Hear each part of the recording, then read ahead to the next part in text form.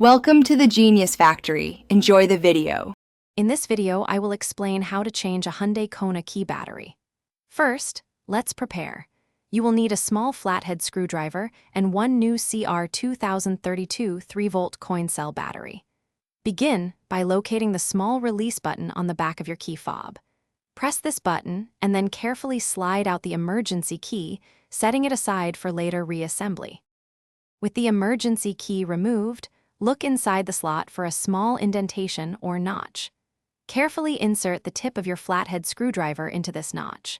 Apply gentle pressure and twist the screwdriver to begin separating the two halves of the key fob case. Work slowly around the seam to avoid damaging the plastic, ensuring a smooth opening. Once the two halves are separated, you will see the old battery inside. Take a moment to observe its orientation. Typically, the positive side, marked with a plus sign, faces upwards. Use your screwdriver to gently pry out the old battery. Now, insert your new CR2032 3-volt battery, ensuring the positive side is facing up, just like the old one. Now it's time to reassemble your key fob. Carefully align the two halves of the case and gently press them together until they snap securely into place.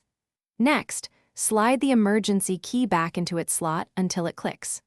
Finally, test your key fob to ensure all functions, like locking and unlocking, are working perfectly.